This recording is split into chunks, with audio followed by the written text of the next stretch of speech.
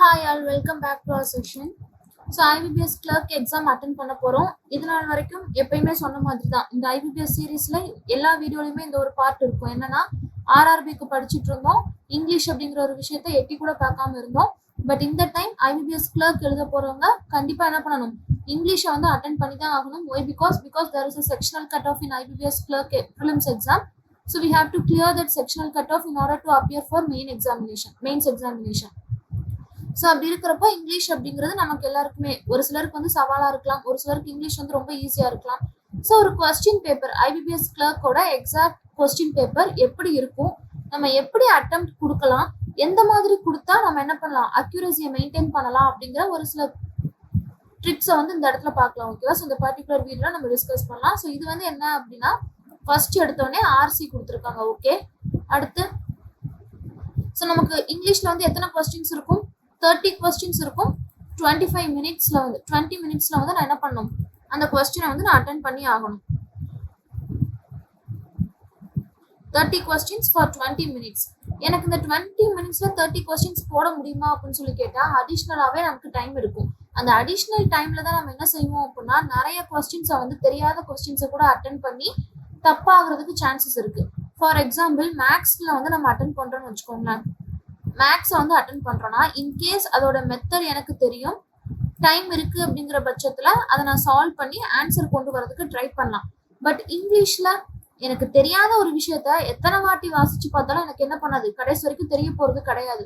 So அதனால என்ன பண்ணக்கூடாது, அடிஷ்னலா வாசிச்சு நான் ரீட் பண்ண போறேன், ஆன்சர் கண்டுபிடிக்க போறேன் அப்படிங்கிற இதுல வந்து ஒரு ஆர்வத்துல தப்பா ஆன்சர் போட்டுட்டு இருக்கிற மார்க்கே நம்ம லூஸ் பண்ணிடக்கூடாது. ஓகேவா? ஸோ ஃபர்ஸ்ட் பாருங்க, ஆர்சி கொடுத்துருக்காங்க. ஓகே, அடுத்து ஆர்சியில வந்து பார்த்தோம் அப்படின்னா மொத்தம்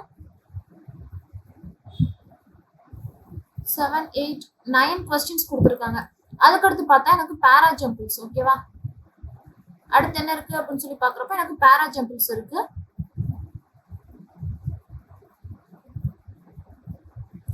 அதுக்கடுத்து பார்த்தோம் அப்படின்னா வேர்ட் ஸ்வாப். ஓகேவா? வேர்ட் ஸ்வாப் கொடுத்துருக்காங்க. சென்டென்ஸ் ரீஅரேஞ்ச்மெண்ட் கொடுத்துருக்காங்க. ஓகே, அதுல ஒரு 5 கொஸ்டின்ஸ் இருக்கு. அடுத்து ரீஅரேஞ்ச்மெண்ட், சென்டென்ஸ் ரீஅரேஞ்ச்மெண்ட் கொடுத்துருக்காங்க. ரீஅரேஞ்ச்மெண்ட்ல ஒரு கொஸ்டின் தான் இருக்கு. அடுத்து பார்த்தோம் அப்படின்னா ஃபில்லர்ஸ் கொடுத்துருக்காங்க.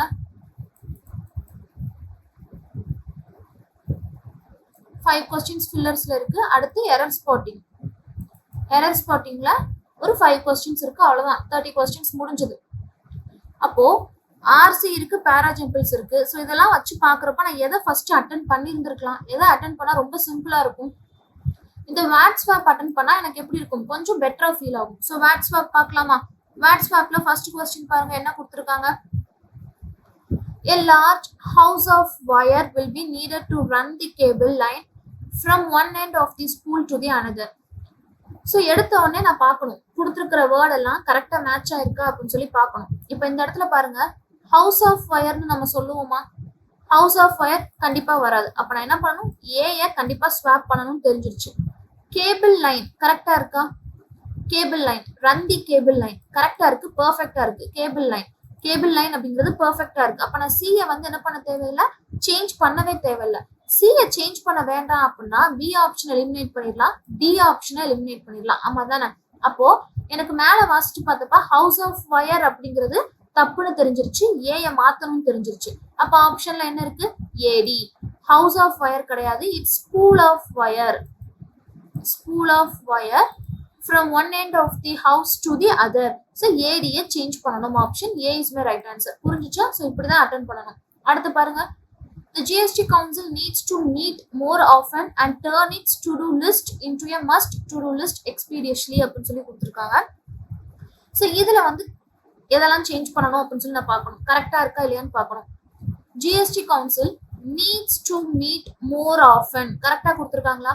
ஜிஎஸ்டி கவுன்சில் வந்து என்ன பண்ணணுமா, அடிக்கடி மீட் பண்ணணும், தேவைப்படுது அப்படின்னு சொல்லி கொடுத்துருக்காங்க. எதுக்காக அப்படின்னா அவங்களோட டு டூ லிஸ்ட்டை மஸ்ட் டு டூ லிஸ்டா மாத்துறதுக்காக, டர்ன் பண்றதுக்காக. ஸோ தேவைப்படுது, எதுக்கு தேவைப்படுது அப்படின்னா மீட் பண்றதுக்கு. எப்போ மீட் பண்ணணும், அடிக்கடி மீட் பண்ணணும், ஆஃபன். என்ன பண்றாங்க, டு டூ லிஸ்டா மஸ்ட் டூ லிஸ்டா என்ன பண்றாங்க, டர்ன் பண்றாங்க, சேஞ்ச் பண்றாங்க. எல்லாமே பெர்ஃபெக்ட்டா இருக்கு. No interchange required. அடுத்து a grand procession streets through the road of the festive city. So இதை ரீட் பண்ணி பார்க்குறப்ப ஏதாவது சம்மந்தம் இருக்கா, ஏதாவது வேர்ட்ஸ்ல வந்து கரெக்டா இருக்கிற மாதிரி இருக்கா? a grand procession, grand அப்படின்னா என்ன அர்த்தம், ரொம்ப பிரம்மாண்டமான ப்ரொசஷன். கரெக்டா இருக்கு. ஏ வந்து எனக்கு கரெக்டா இருக்கு. ஏ கரெக்டா இருக்கு அப்படின்னா ஆப்ஷன் ஏ எலிமினேட் பண்ணிடலாம், சி எலிமினேட் பண்ணிடலாம், டி எலிமினேட் பண்ணிடலாம். அதுக்கு அடுத்து பாருங்க, streets procession streets through the rolled of the festive city. அந்த கிராண்ட் ப்ரொசஷன் என்னாச்சா, சுத்துச்சு. எது மூலமா சுத்துச்சுன்னா streets of the festival city, streets of the festive city. கண்டிப்பா பிசியை தான் நான் சேஞ்ச் பண்ணணும். ஓகேவா, பிசியை சேஞ்ச் பண்ணிருக்கணும். ஸோ இந்த இடத்துல கொடுத்துருக்கிற ப்ரொசஷன் அப்படின்னா என்னதுப்பா, ப்ரொசஷன் அப்படின்னா என்ன அர்த்தம்னா லார்ஜ் நம்பர் ஆஃப் பீப்புளோ அல்லது வெஹிக்கிளோ அந்த ஊர்வலம் போவாங்கல்ல, அதுதான் ஊர்வலம் போறது அப்படிங்கிறப்ப அந்த சுத்தி வந்துச்சு, ரோல்டு த்ரூ. ஓகேவா, ரோல்டு அப்படிங்கறது அந்த இடத்துல கரெக்டா வரும். ஊர்வலம் சுத்தி வந்துச்சு, எது வழியா சுத்தி வந்துச்சு அப்படின்னா through the streets of the festive city. அந்த ஃபெஸ்டிவ் சிட்டியோட ஸ்ட்ரீட்ஸ் மூலமா என்னாச்சு, ஊர்வலம் வந்து வந்துச்சு அப்படின்னு சொல்லியிருக்காங்க. ஸோ பிசியை தான் நான் சேஞ்ச் பண்ணணும். ஓகேவா, அடுத்து as the boy, அடுத்த கொஸ்டின் பாருங்க. as the boy walked into his favorite teacher's classroom, he realized that it was a class to have his best friend in the same perk with him. So read பண்ணி பார்க்குறப்ப எனக்கு answer தெரிஞ்சிருக்கணும். as the boy walked into his favorite teacher's classroom, favorite teacher classroom குள்ள அந்த பையன் உள்ள போனா, walk பண்ணி போனா. கரெக்டா இருக்கா, walked into கரெக்டா இருக்கா? அப்ப ஏ வந்து நான் சேஞ்ச் பண்ணவே வேண்டாம். ஏ சேஞ்ச் பண்ண வேண்டாம்னா ஆப்ஷன் ஏ வராது, சி வராது. கரெக்டா, அடுத்து he realized that, அவன் உணர்ந்தான். அந்த பையன் என்ன பண்ணா, உணர்ந்தான் அப்படிங்கிறப்போ என்ன பண்ணணும், he realized. கரெக்டா தான் கொடுத்துருக்காங்க. அப்ப பி கரெக்டா இருந்துச்சுன்னா நான் பிசியும் சேஞ்ச் பண்ண வேண்டாம். வேற, it was a class to have his best friend in the same perk with him. So இந்த இடத்துல பெர்க்னு சொல்லி கொடுத்துருக்காங்களா. பெர்க் அப்படின்னா என்ன அர்த்தம், பெர்க் அப்படின்னா ரொம்ப சந்தோஷப்படுறது அப்படின்னு சொல்லலாம். பாசிட்டிவான ஒரு வேர்டு தான் பெர்க். ஓகேவா, ஸோ பெர்க் அப்படின்னா ரொம்ப ஹாப்பியா ஃபீல் பண்றது, டு பிகம் சீர்ஃபுல். அவன் என்ன ரியலைஸ் பண்ணா அப்படின்னா it was a perk to have his best friend in the same class with him. அவனோட சேர்ந்து படிச்ச அந்த ஃப்ரெண்டை நினைச்சு அவன் என்ன பண்ணான், சந்தோஷப்பட்டான். அப்படிங்கிறப்போ சிடியை தான் நான் கண்டிப்பா சேஞ்ச் பண்ணிருக்கணும். Option D is my right answer. ஓகேவா, பெர்க் அப்படின்னா சீர்ஃபுல். அடுத்து unraveling the fishing line wrapped tightly around the spool, the fisherman prepared to cast his pole அப்படின்னு சொல்லி கொடுத்துருக்காங்க. ஸோ இதுல எதெல்லாம் நான் சேஞ்ச் பண்ணிருக்கணும், சேஞ்ச் பண்ணணுமா? ஃபிஷிங் லைன் அப்படிங்கிறது எனக்கு கரெக்டா இருக்கா? மேல பார்த்தோம்ல கேபிள் லைன், அது மாதிரி இங்கேயும் ஃபிஷிங் லைன் கரெக்டா இருக்கு. wrapped tightly, டைட்டா சுத்தப்பட்டிருக்கு. ஓகேவா, ஸோ அதுவுமே எனக்கு கரெக்டா இருக்கு. அப்ப பிசி எனக்கு கரெக்டா இருக்கு. அப்ப பியும் நான் சேஞ்ச் பண்ண வேண்டாம், சியும் சேஞ்ச் பண்ண வேண்டாம். அதுல இருக்கக்கூடிய ஆப்ஷன்ஸ் எல்லாம் நான் எலிமினேட் பண்ணிடலாம். ஏடி prepared to cast his pole அப்படின்னா அந்த ஃபிஷர்மேன் கிளம்புறதுக்கு தயாராயிட்டாரு, ப்ரிப்பேர் ஆயிட்டாரு. அப்ப டியும் எனக்கு பெர்ஃபெக்டா இருக்கு, அதையும் நான் சேஞ்ச் பண்ண வேண்டாம். ஆப்ஷன் இ, நோ இன்டர்சேஞ்ச் ரெக்வயர். அன்ட்ராவலிங் அப்படின்னா என்ன அர்த்தம், அந்த முடிச்சுக்களை வந்து அவிழ்க்கிறது. எதை அவிழ்க்கிறாரு அப்படின்னா அந்த ஃபிஷிங் லைனை வந்து அவிழ்க்கிறாரு. அது என்ன ஆயிருக்குன்னா அந்த ஸ்பூலை சுத்தி டைட்டா சுத்தி இருக்கு. அதெல்லாம் அவுத்ததுக்கு அப்புறமா அவர் என்ன பண்றாரு, போறதுக்கு தயாராகிறாரு, ப்ரிப்பேர் ஆகுறாரு. ஓகேவா, ஸோ எல்லாமே பெர்ஃபெக்டா மேட்ச் ஆயிருக்கு. No interchange require. கண்டிப்பா இந்த மாதிரியான இடத்துல no interchange require, no replacement require அப்படின்னு சொல்லி அட்லீஸ்ட் ஒரு கொஸ்டினாவது எனக்கு வந்துடும். அப்போ இந்த இடத்துல எனக்கு இந்த 5 கொஸ்டின்ஸுமே எப்படி இருக்கு, ரொம்ப ரொம்ப சிம்பிளா இருக்கு. ஓகேவா, 5 கொஸ்டின்ஸுமே ரொம்ப சிம்பிளா இருக்கு. அடுத்து ஸோ ரீஅரேஞ்ச்மெண்ட்டும் ரொம்ப ஈஸியான ஒரு கான்செப்ட் தான், அதையும் நான் ஃபர்ஸ்ட் போட்டுடலாம். அப்போ ஃபர்ஸ்ட் நான் எதை அட்டன் பண்ணியிருக்கேன் அப்படிங்கறது எழுதிக்கலாமா? நான் ஃபர்ஸ்ட் என்ன அட்டன் பண்ணேன், வேர்ட் ஸ்வாப் அட்டன் பண்ணேன். 5மே ரொம்ப சிம்பிளா இருந்துச்சு, போட்டாச்சு. அடுத்து சென்டென்ஸ் ரீஅரேஞ்ச்மெண்ட், அது ரொம்ப சிம்பிளான ஒரு கான்செப்ட், அதை அட்டன் பண்ணலாம் செகண்ட். ஓகேவா, பாருங்க என்ன கொடுத்துருக்காங்க சென்டென்ஸ் ரீஅரேஞ்ச்மெண்ட்ல. The leaves plants release the, so இந்த மாதிரி ரீஅரேஞ்ச்மெண்ட் இருந்தா ஒன்னு ரீட் பண்ணி ரீடிங் ஸ்கில் மூலமா என்ன பண்ணலாம், அப்ரோச் பண்ணலாம். இல்லைன்னா ஆப்ஷன்ஸ் மூலமா அப்ரோச் பண்ணலாம். இங்க பாருங்க, the leaves plants release the moved from the roots to once water is excess liquid in the form of vapor. So read பண்ணி பார்த்தாலே எப்படி இருக்கு, ரீஅரேஞ்ச்மெண்ட் தேவைப்படுது. ஸோ ஆப்ஷன் இ எனக்கு வராது. ஆப்ஷன் ஏல பாருங்க, ஏல ஸ்டார்ட் பண்ணிருக்காங்க. ஏல ஸ்டார்ட் ஆகுமா? the leaves plants release the. D ல என்ன கொடுத்திருக்காங்க? excess liquid in the form of vapor. C ல பாருங்க from the roots once water is moved from the roots to அப்படின்னு சொல்லி B ல முடியுது. B ல 2 னு சொல்லி முடிஞ்சா அதை ஃபாலோ பண்ணி எனக்கு ஒரு வெர்பு வந்திருக்கணுமா? அப்ப இது வந்து இன்கம்ப்ளீட்டா இருக்கு எனக்கு சென்டென்ஸ். அப்ப ஏ வந்து எனக்கு கண்டிப்பா வராதுன்னு தெரிஞ்சிருச்சு. ஏடிசிபி வராதுன்னு தெரிஞ்சிருச்சு. அடுத்து பாருங்க சி ல இருந்து ஆரம்பிச்சிருக்கு. சி ல என்ன சொல்லியிருக்காங்க? ஒன்ஸ் வாட்டர் இஸ், சியை ஃபாலோ பண்ணி பி கொடுத்துருக்காங்க.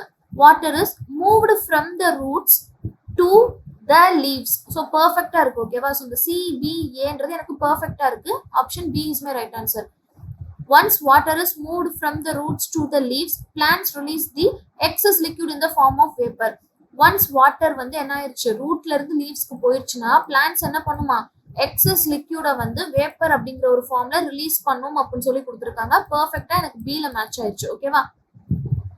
இதுல ஒரு கொஸ்டின் தான், ஒரு கொஸ்டின் ரொம்ப சிம்பிளா இருக்கு. அந்த ஒரு கொஸ்டின் நான் போட்டாச்சு. ஓகேவா? ஒரு கொஸ்டின் அதையும் நான் போட்டாச்சு. அடுத்து ஃபில்லர்ஸ் பார்க்கலாமா? ஃபில்லர்ஸ் வந்து ரீடிங் ஸ்கில் மூலமா நான் அப்ரோச் பண்ணலாம் அப்படின்னு சொல்லியிருக்கேன். ஸோ ஃபில்லர்ஸ் பார்க்கலாம். I was going out when the telephone dash. தமிழ்ல வாசிச்சு பாருங்க. நான் வெளியில போய்கிட்டு இருந்தேன், அப்ப என்னாச்சு? டெலிஃபோன் வந்து அடிச்சிச்சு. டெலிஃபோன் அடிச்சிச்சு அப்படிங்கிறப்போ it's a past tense. Simple past டென்ஸ்ல போட்டா போதும். ரேங்க். புரிஞ்சுச்சா? ரேங்க். நான் வெளியில போய்கிட்டு இருந்தப்ப என்னாச்சு? டெலிஃபோன் அடிச்சிச்சு. டெலிஃபோன் அடிச்சிச்சு அப்படிங்கிறப்ப it's past tense. Rang use பண்ணா போதும். வேற எந்த ஒரு ஆப்ஷனுமே எனக்கு வராது. புரிஞ்சுச்சா? Option B. இதுக்கு எனக்கு டென்ஸ் தெரியணும்ன்ற அவசியம் கிடையாது. தமிழ்ல டிரான்ஸ்லேட் பண்ணாலே நான் வெளியில கிளம்பிக்கிட்டு இருந்தேன், அப்போ என் வீட்டுல வந்து மணி அடிச்சிச்சு. நான் வெளியில கிளம்பிக்கிட்டு இருந்தேன், அப்போ வந்து மழை பெஞ்சிச்சு. ஸோ அப்படிங்கிறப்போ it's completed past tense. Past form of verb use பண்ணாலே போதும். Option B. அடுத்து she used to dash after him wherever he went. அவன் எங்கெல்லாம் போனானோ அங்கெல்லாம் அவன் என்ன பண்ணா? ஃபாலோ பண்ணா. அப்படிங்கிறப்போ யூஸ்ட் டு அப்படின்னு சொல்லி ஒரு வேர்டு கொடுத்துருக்காங்க. ஸோ யூஸ்ட் டு அப்படிங்கிறத எனக்கு இந்த இடத்துல ஹிண்டே. யூஸ்ட் டு அப்படிங்கிறது என்னது? இட்ஸ் அ ரொட்டீனா. அவ அதை பண்ணிக்கிட்டே இருந்தா. அப்போ அதை கண்டினியூஸா பண்றப்போ அது வந்து என்னது? It's a routine. ஒரு ரொட்டீனை சொல்றப்போ நம்ம என்ன டென்ஸ் யூஸ் பண்ணுவோம்? சிம்பிள் ப்ரெசன்ட் டென்ஸ் யூஸ் பண்ணுவோம். அப்போ சிம்பிள் ப்ரெசன்ட் டென்ஸ் அப்படின்னா ஃபாலோ. ஓகேவா?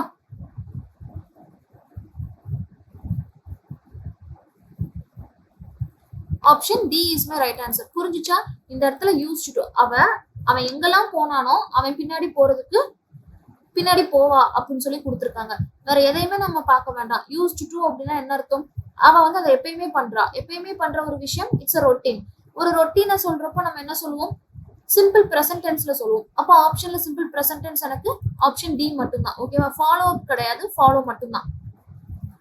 அடுத்த கொஸ்டின் பாருங்க. The artist's unique style and creative vision dash a sense of wonder and awe among viewers. So அந்த ஆர்டிஸ்டோட யூனிக்கான தனித்துவமான அந்த ஸ்டைலும் கிரியேட்டிவான அந்த பார்வையும் என்ன பண்ணுச்சா? அந்த வியூவர்ஸ்க்கு மத்தியில பார்வையாளர்களோட மத்தியில வந்து என்னாச்சு? அந்த வண்டர்ஸை வந்து கிரியேட் பண்ணுச்சு அப்படிங்கிற மாதிரி கொடுத்துருக்காங்க. அப்போ இது வந்து பாசிட்டிவா இருக்கா நெகட்டிவா இருக்கா? அப்ப அந்த சென்டென்ஸ் பாசிட்டிவா இருக்குன்னு எனக்கு தெரியுதா? அப்ப பாசிட்டிவா இருந்துச்சுன்னா இந்த பிளாங்க்ல என்ன வேர்டு வந்திருக்கணும்? கண்டிப்பா பாசிட்டிவான ஒரு வேர்டு வந்திருக்கணும். அப்போ ஆப்ஷன்ஸ்ல நெகட்டிவான வேர்ட்ஸ் நான் எலிமினேட் பண்ணிடலாமா? சப்ரஸ்ட்னா அழுத்துறது, இட்ஸ் அ நெகட்டிவ், வராது. Weekend it's a negative term, கண்டிப்பா வராது. ரெஸ்ட்ரிக்டட் தடுக்கிறது,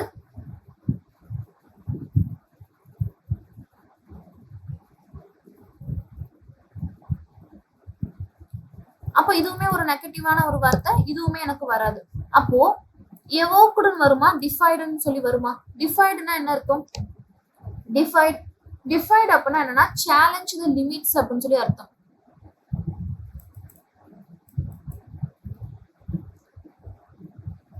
சேலஞ்ச் தி லிமிட்ஸ். அப்ப சேலஞ்ச் அப்படின்னு சொல்லி வந்துட்டாலே இட்ஸ் a நெகட்டிவ் டேர்ம், வராது. எவோக்டு அப்படின்னா என்ன அர்த்தம்? எவோக்டு அப்படின்னா டு பிரிங் அபவுட் அப்படின்னு சொல்லலாம். ஒரு பாசிட்டிவான விஷயத்த வந்து கிரியேட் பண்ணுச்சு, எவோக் பண்ணுச்சு, தூண்டி எழுப்புச்சு அப்படின்னு சொல்றதுதான் எவோக். அப்ப இட்ஸ் அ பாசிட்டிவ் டேர்ம். இது ஒண்ணு மட்டும்தான் எனக்கு பாசிட்டிவா இருக்கு. Option A is my right answer. Evoke.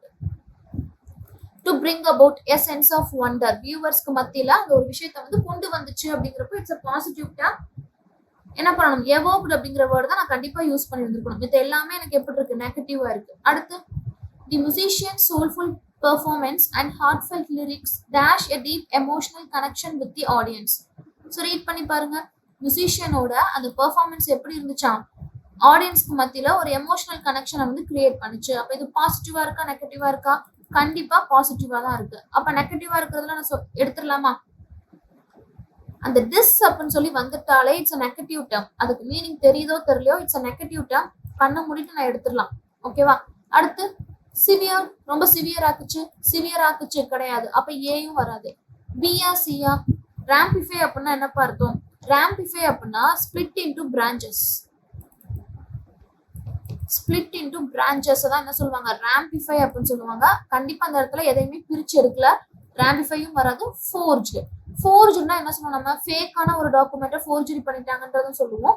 இன்னொன்னு என்ன அப்படின்னா டு கிரியேட் அப்படிங்கிறதையும் ஃபோர்ஜ்டுன்னு தான் சொல்லுவாங்க.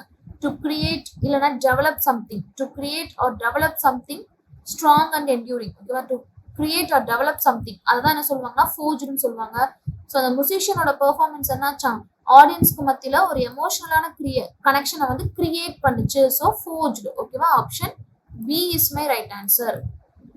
அடுத்து the sudden economic downturn dash a wave of uncertainty among investors and business owners. So இந்த இடத்துல என்ன சொல்லுவோம்? ஒரு எக்கனாமிக் டவுன் டர்ன் வந்து திடீர்னு ஏற்பட்டுச்சு.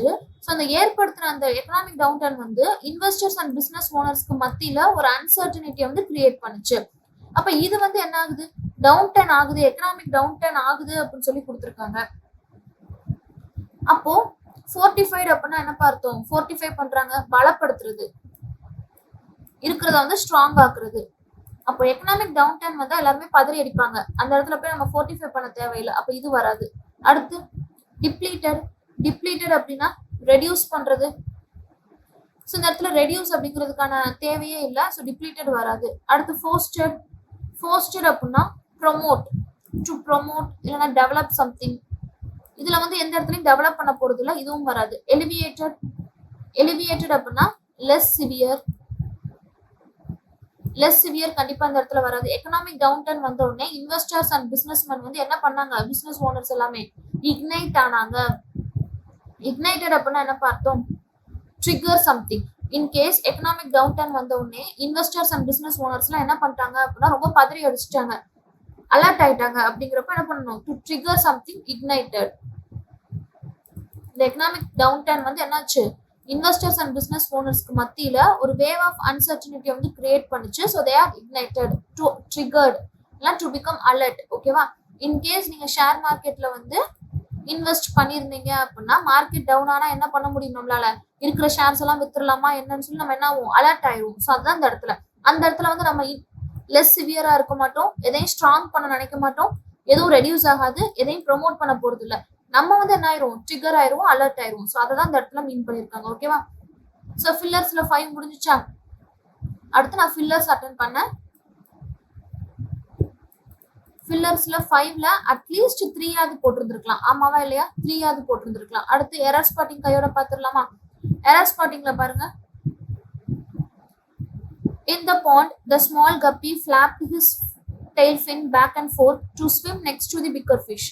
அந்த பாண்ட்ல, குளத்தில் அப்படிங்கிறப்போ இன்னன்ற ப்ரிபோஷன் கரெக்டா இருக்கு. அப்போ பார்ட் ஏல எனக்கு எரர் இல்ல. ஸ்மால் கப்பி ஃபிளாப்டு, ஸ்மால் கப்பி வந்து இருந்துச்சு அப்படிங்கிற மாதிரி கொடுத்துருக்காங்க. பிலையும் எரர் இல்ல. His tail fin back and forth. ஹிஸ்ங்கிறது எதப்பா மீன் பண்றாங்க? அந்த ஸ்மால் கப்பியை மீன் பண்றாங்க. அப்ப அந்த ஸ்மால் கப்பியை மீன் பண்றப்போ என்ன ப்ரனவுன் யூஸ் பண்ணணும்? ஹிஸ்னா என்னது? ஹீய வந்து குறிக்கிற ஒரு ப்ரனவுன் தான். அப்ப ஸ்மால் கப்பிங்கிற ஒரு ஃபிஷ்ஷ சொல்றது இட்ஸ். ஓகேவா? ஹிஸ் சொல்லக்கூடாது, இட்ஸ். ஸோ எனக்கு ஆப்ஷன் சில தான் எரர் இருக்கு. அடுத்த question. Since the police has not given a statement yet, the reporter can only make a conjecture about the crisis.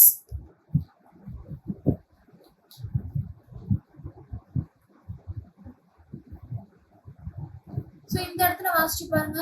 Since the police has not given the statement yet, the reporter can only make the conjecture about the crisis. Police வந்து இன்னுமே statement கொடுக்கல. So reporter வந்து என்னதான் பண்ண முடியுது? கிரைசிஸோட conjecture மட்டும் தான் எழுத முடியுது அப்படின்னு சொல்லி கொடுத்துருக்காங்க. ஸோ எங்க எரர் இருக்கு? போலீஸ் அப்படின்னாலே இட்ஸ் அ ப்ளூரல் நவுன். அதை ஃபாலோ பண்ணி எனக்கு ப்ளூரல் வெர்பு தான் வந்திருக்கணும். ஹேவ், ஹேஸ் கிடையாது. ஹேவ் ஏல தான் எரர் இருக்கு. ஓகேவா? அடுத்து, an oculist is a medical professional Who specializes in diseases associated for the eyes? An oculist. oculist அப்படிங்கிறது vowel, so an யூஸ் பண்ணிருக்காங்க, கரெக்டா இருக்கு. Medical professional. whoன்றது இந்த oculist சொல்றாங்க, கரெக்டா இருக்கு.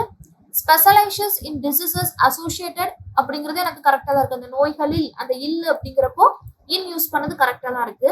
ஃபார் தி ஐஸ் கிடையாது, associated with the eyes. Associate அப்படிங்கிற வெர்பை ஃபாலோ பண்ணி எப்பயுமே என்ன ப்ரிப்போஷன் யூஸ் பண்ணணும், வித் தான் யூஸ் பண்ணணும். டில தான் எனக்கு எரர் இருக்கும். ஸோ அடுத்த கொஸ்டின் பாருங்க. The investor sold all of his stocks after having a premonition about the market crashes. So investor என்ன பண்ணாங்களாம், அவரோட எல்லா ஸ்டாக்கையுமே சோல்ட் பண்ணிட்டாங்க அப்படிங்கிறப்ப என்னது, it's a past tense verb கரெக்டா இருக்கு. இந்த ஹிஸ்ன்றது இந்த இன்வெஸ்டரை சொல்றாங்க, அதுவும் கரெக்டா இருக்கு. எதுக்கு அப்புறமா அப்படின்னா மார்க்கெட் கிராஷ் ஆனதுக்கு அப்புறமா. சோ இந்த இடத்துல எங்க எரர் இருக்கு, எரர் இருக்கா இல்லையா அப்படின்னு சொல்லி பார்த்தா கண்டிப்பா எரர் இருக்கு. என்னன்னா இந்த ஈவென்ட் இன்னும் முடியல, மார்க்கெட் கிராஷ் ஆகுறது இன்னும் முடியல, அதுக்குள்ள அவர் என்ன பண்ணாரு, வித்துட்டாரு அப்படிங்கிறப்போ மார்க்கெட் கிராஷிங் அப்படின்னு சொல்லணும். ஓகேவா, கிராஷிங். ஏன்னா மார்க்கெட் கிராஷ் ஆகிக்கிட்டே இருக்கு, அவர் அவரோட சோல்ட ஸ்டாக்ஸை வந்து எல்லாத்தையுமே என்ன பண்றாரு, வித்துக்கிட்டே இருக்காரு. ஸோ ப்ரீமோனிஷன் அப்படின்னா இந்த இடத்துல என்னுடைய கீவேர்டே என்னன்னா இந்த ப்ரீமோனிஷன் தான். ஸோ மார்க்கெட் கிராஷ் ஆகிக்கிட்டு இருக்கு, ஸோ அவர் என்ன பண்ணாரு, முன்னெச்சரிக்கை காரணமாக எல்லாத்தையுமே வித்துட்டாரு. ஓகேவா, ஆஃப்டர் ஹேவிங் ப்ரீமோனிஷன், முன்னெச்சரிக்கையா அவர் வித்துட்டாரு. But still market is crashing. ஓகேவா, ஸோ இட்ஸ் நாட், அது முடியல, அதனால நான் என்ன பண்ணக்கூடாது, வேற எந்த டென்ஸும் யூஸ் பண்ணக்கூடாது, கண்டினியூஸ் டென்ஸ் தான் யூஸ் பண்ணணும், கிராஷிங். ஸோ இதை வந்து நான் கொஞ்சம் லாஜிக்கலா யோசிச்சு அதை போட்டிருந்திருக்கலாம். அடுத்து பாருங்க, if logical minds do not prevail, a major war will break out between the two largest gangs in the city. Two largest அப்படிங்கிறப்ப ரெண்டு இதை பத்தி பேசுறாங்க, between யூஸ் பண்ணிருக்காங்க, ரெண்டுமே எனக்கு கரெக்டா இருக்கு. சிடில எந்த ஒரு சேஞ்சஸும் இல்ல. if logical minds do not prevail, so இல்லாம இருந்திருந்தால் அப்படிங்கிற மாதிரி கொடுத்திருக்காங்க. a major war வந்து வந்திருக்கும், யாருக்கு நடுவுல வந்திருக்கும் அப்படின்னா ரெண்டு லார்ஜஸ்ட் கேங்குக்கு நடுவுல வந்திருக்கும். சோ இல்ல என்றால் அப்படிங்கிறப்ப எல்லாமே எனக்கு பெர்ஃபெக்ட்டா இருக்கு. மைண்ட்ஸ் அப்படிங்கிறது இட்ஸ் a plural form, doன்றது plural verb யூஸ் பண்ணிருக்காங்க, கரெக்ட்டா இருக்கு. No error for 5th question. ஓகேவா, சோ இதுல நோ எரர். இந்த இடத்துல பாருங்க, after having premonition about. So after having a premonition தான் என்னோட கீவேர்டுன்னு. மார்க்கெட் வந்து கிராஷ் ஆகிக்கிட்டே இருக்கு, அவர் முன்னெச்சரிக்கை காரணமா என்ன பண்ணிட்டாரு, எல்லாத்தையுமே வித்துட்டாரு. சோ இங்க என்ன முடியல, அதனால என்ன பண்ணணும், கண்டிப்பா கண்டினியூஸ் டென்ஸ் தான் இங்க யூஸ் பண்ணிருக்கணும். சோ இந்த எரர் ஸ்பாட்டிங்ல வந்து பார்த்தோம்னா 5 क्वेश्चन இருக்கா. எரர் ஸ்பாட்டிங்ல வந்து 5 क्वेश्चन என்ன பண்ணிருக்கலாம், கண்டிப்பா அட்லீஸ்ட் 3 क्वेश्चंस ஈஸியா போட்டுருக்கலாம். ஓகேவா, அப்ப என்னெல்லாம் போட்டாச்சு, வேர்ட் ஸ்வாப் முடிச்சாச்சு, சென்டென்ஸ் ரீஅரேஞ்ச்மென்ட் முடிச்சாச்சு, ஃபில்லர்ஸ் முடிச்சாச்சு, எரர் ஸ்பாட்டிங் முடிச்சாச்சு. வேற என்ன இருக்கு, பின்னாடி தானே போனோம். எரர் ஸ்பாட்டிங், ஃபில்லர்ஸ் முடிஞ்சது. அடுத்து ஃபில்லர்ஸ்க்கு அப்புறமா எனக்கு ரீஅரேஞ்ச்மென்ட் முடிஞ்சது, வேர்ட் ஸ்வாப் முடிஞ்சது. வேற என்னெல்லாம் இருக்கு, ஆக்சுவலா எனக்கு இருக்கிறது பேராஜம்பிள், அதுக்கு அடுத்து பார்த்தோம் அப்படின்னா ஆர்சி, இவ்வளவுதான் இருக்கு. ஓகேவா, சோ பேராஜம்பிள்ஸ் பாத்துடலாமா, குயிக்கா பேராஜம்பிள்ஸ் வந்து நம்ம பாத்துடலாம். பேராஜம்பிள்ஸ் பார்த்தோம் அப்படின்னா எது எனக்கு ஃபர்ஸ்ட் வரணும், செகண்ட் வரணும் அப்படின்னு சொல்லி நான் ரீஅரேஞ்ச் பண்றது, அவ்வளவுதான். ஏபி சிடி இ அப்படின்னு சொல்லி எனக்கு 5 ஸ்டேட்மெண்ட் கொடுத்துருக்காங்க. அப்ப 5யுமே என்ன பண்ணணும், ரீஅரேஞ்ச் பண்ணணும். ஏபி சிடி இ. ஃபர்ஸ்ட் பாருங்க, எம்ப்ரேசிங் தீஸ் கோல்ஸ், என்ன கோல்ஸ் எனக்கு தெரியாது, அப்ப ஏ எனக்கு ஃபர்ஸ்ட் ஸ்டேட்மெண்ட் வராது. அகைன் தீஸ் கோல்ஸ்னு ஆரம்பிச்சிருக்கு, அப்ப அந்த தீஸ் கோல்ஸ் அப்படிங்கிறது என்னன்னு எனக்கு தெரியாது, டியும் எனக்கு ஃபர்ஸ்ட் வராது. அடுத்து the 17 sustainable development goals SDG serves as comprehensive blueprint. so something SDG பத்தி கொடுத்திருக்காங்க. ஓகே, அடுத்து the SDG அப்படின்னு சொல்லி கொடுத்திருக்காங்க. இப்போ ஃபார் எக்ஸாம்பிள் மோதிலால் நேரு அப்படின்னு சொல்லி கொடுத்திருக்காங்க. அதுக்கப்புறமா Nehru, mister Nehru was a great person அப்படிங்கிற மாதிரி கொடுத்திருக்காங்க. அப்ப அந்த பேரோட இன்ட்ரோடக்ஷன் எனக்கு மேலதான் கொடுத்திருக்காங்க. அப்ப இந்த ஸ்டேட்மெண்ட்டுக்கு அப்புறம் தான் இது வந்திருக்கணும். அதே மாதிரிதான் பேராஜம்பிள்ஸ்லயும் இந்த இடத்துல சஸ்டைனபிள் டெவலப்மெண்ட் கோல்ஸ் அப்படின்னு சொன்னதுக்கு அப்புறமா ஒரு அப்ரிவேஷன் யூஸ் பண்ணிருக்காங்க. அப்ப சிஏ ஃபாலோ பண்ணி தான் டி வந்திருக்கணும் கண்டிப்பா. ஓகேவா, அதுல எந்த ஒரு டவுட்டும் இல்ல. அடுத்து அகைன் இந்த இடத்துல எஸ்டிஜி யூஸ் பண்ணிருக்காங்க. அப்ப எஸ்டிஜியோட இன்ட்ரோடக்ஷன் எனக்கு எங்க தான் இருக்கு, சில மட்டும் தான் இருக்கு. அப்ப சி தான் எனக்கு கண்டிப்பா வந்திருக்கணும், அதுல எந்த ஒரு மாற்றமும் இல்ல. சி வந்து எனக்கு ஃபர்ஸ்ட் வந்திருக்கணும். அதுக்கப்புறமா வேற எந்த ஸ்டேட்மெண்ட் எனக்கு வந்திருக்கலாம், சிஏ ஃபாலோ பண்ணி Sustainable Development Goals serves as comprehensive blueprint for global prosperity, focusing on eradicating poverty, protecting the planet, ensuring a better future for all. So இதெல்லாமே பண்றதுக்காக தான் எஸ்டிஜியை வந்து கொண்டு வந்தாங்க அப்படின்னு சொல்லி கொடுத்துருக்காங்க. ஸோ அதுக்கப்புறமா வேற என்ன வந்திருக்கலாம், embracing these goals is essential to build a more equitable resilient அப்படின்னு சொல்லி ஏதோ கொடுத்துருக்காங்க. அடுத்து இந்த கோல்ஸை யார் எஸ்டாப்ளிஷ் பண்ணா அப்படிங்கறத பத்தி பேசியிருக்காங்களா. ஒரு கோலை பத்தி சொல்றோம், அதை யார் கொண்டு வந்தாங்க, எதுக்காக கொண்டு வந்தாங்க அப்படிங்கறத சொல்லணுமா. அப்ப சிஏ ஃபாலோ பண்ணி கண்டிப்பா என்ன வந்திருக்கணும், எனக்கு பி தான் வந்திருக்கணும். ஓகேவா, சிஏ ஃபாலோ பண்ணி கண்டிப்பா பி தான் வந்திருக்கணும். அதுக்கப்புறமா வேற என்ன வந்திருக்கலாம், அதுக்கப்புறமா எல்லாமே எஸ்டிஜி பத்தி தானே பேசிருக்காங்க. அப்ப வேற எங்கெல்லாம் எஸ்டிஜி இருக்கு, எனக்கு டில எஸ்டிஜி இருக்கு, அகைன் ஈல வந்து எஸ்டிஜி இருக்கு. டில என்ன கொடுத்திருக்காங்க, the SDGs strive to tackle pressing challenges such as climate change, inequality and social injustice, aiming to create inclusive and sustainable societies by 2030 by uniting nation, organization and individuals in a collective effort. The SDG envision a world where economic growth is balanced.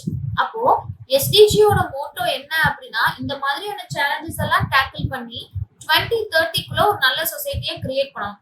அதை எப்படி create பண்ண முடியும்னா, நேஷன்ஸை unite பண்ணா மட்டும்தான் முடியும் அப்படின்னு டிக்கான சொல்யூஷனை எனக்கு ஈல தான் கொடுத்துருக்காங்க. ஸோ கண்டிப்பா டிஏ ஃபாலோ பண்ணி தான் எனக்கு இ வரணும். அதுக்கப்புறமா அடுத்து இருக்கிறது ஏ. புரிஞ்சுச்சா என்னன்னு? அதாவது இந்த என்டையர் பேசேஜுமே பேராஜம்பிள்ஸ் எதை பத்தி பேசியிருக்கு அப்படின்னா, எனக்கு சஸ்டைனபிள் டெவலப்மெண்ட் கோல்ஸை பத்தி பேசியிருக்கு. அதோட இன்ட்ரோடக்ஷன் எனக்கு சீல தான் கொடுத்துருக்காங்க. அதை எதுக்காக கொண்டு வந்திருக்காங்க அப்படிங்கறத சீல கொண்டு வந்தாங்க. அதை யாரு கொண்டு வந்தாங்க, ஒரு விஷயத்த பத்தி பேசுறோம், ஒரு லாவை பத்தி பேசுறோம் அப்படின்னா அதை யார் எஸ்டாப்ளிஷ் பண்ணாங்கன்றத சொல்லணுமா. அப்ப இந்த சஸ்டைனபிள் டெவலப்மெண்ட் கோல்ஸை எஸ்டாப்ளிஷ் பண்ணது யாரு அப்படின்னா யுனைடெட் நேஷன் அப்படின்னு சொல்லி பில எக்ஸ்பிளைன் பண்ணிருக்காங்க. பிஏ போட்டாச்சு. அடுத்து எஸ்டிஜின்னு சொல்லி அதோட கண்டினியூஷன் வந்து எனக்கு டிலையும் ஈலையும் இருக்கு. அப்ப அந்த இதுல டிஏ ஃபர்ஸ்ட் போடணுமா ஈஏ ஃபர்ஸ்ட் போடணுமா அப்படின்னு சொல்லி பார்த்தா, டில வந்து இந்த எஸ்டிஜியோட மோட்டோ வந்து இந்த இதெல்லாம் பண்ண போறாங்க. எதெல்லாம் பண்ண போறாங்கன்னா, இந்த கிளைமேட் சேஞ்ச், இன்இக்வாலிட்டி இதெல்லாம் பண்ணி ஒரு சஸ்டைனபிள் சொசைட்டியை 2030க்குள்ள வந்து கிரியேட் பண்ண போறோங்கிறத டில சொல்லியிருக்காங்க. அதுக்கான சொல்யூஷனை எனக்கு ஈல கொடுத்துருக்காங்க. எப்படின்னா, இந்த சஸ்டைனபிள் சொசைட்டியை எப்படி கிரியேட் பண்ண முடியுமா, நேஷன்ஸ், ஆர்கனைசேஷன்ஸ், இண்டிவிஜுவல்ஸ் எல்லாம் என்ன பண்ணாங்க, யுனைட் பண்ணி கலெக்டிவா அவங்க எஃபர்ட் போட்டா மட்டும்தான் இப்படி ஒரு வேர்ல்ட கிரியேட் பண்ண முடியும் அப்படிங்கறத எனக்கு ஈல கொடுத்துருக்காங்க. அப்ப டிக்கான சொல்யூஷன் எனக்கு ஈல இருக்கிறதுனால கண்டிப்பா டிக்கு அப்புறம் தான் ஈ வரணும். லாஸ்டா இருக்கிறது ஏ போட்டாச்சு. ஓகேவா, எல்லாத்தையுமே இங்கிலீஷ்ல லாஜிக்கலா நம்ம பார்த்தோம் அப்படின்னா ஈஸியா சால்வ் பண்ணிடலாம். அப்ப எனக்கு பேராஜம்பிள்ஸும் முடிஞ்சது, ஈஸியா போட்டிருந்திருக்கலாம். அடுத்து இருக்கிறது ஆர்சி மட்டும்தான். ஓகேவா, சோ இந்த ஆர்சி வந்து எப்படி அட்டெண்ட் பண்றது, எப்படி அப்ரோச் பண்றது அப்படிங்கறத செகண்ட் வீடியோ பார்ட் 2ல வந்து நம்ம டிஸ்கஸ் பண்ணலாம். அப்ப இந்த இடத்துல பேராஜம்பிள்ஸ்ல 5 क्वेश्चंस நான் போட்டாச்சு. சோ அடுத்து பேராஜம்பிள்ஸ் அதுல எத்தனை क्वेश्चंस கேட்டிருந்தாங்களோ அதையும் நான் போட்டாச்சு. ஓகேவா, சோ இப்போ வரைக்கும் போட்டது எல்லாமே எப்படி இருந்துச்சு, ரொம்ப ரொம்ப சிம்பிளான ஒரு கான்செப்ட். ஆர்சியுமே எனக்கு ஸ்டோரி பேஸ்டா தான் கொடுத்துருக்காங்க. அதை எப்படி அப்ரோச் பண்றது அப்படிங்கறத அடுத்த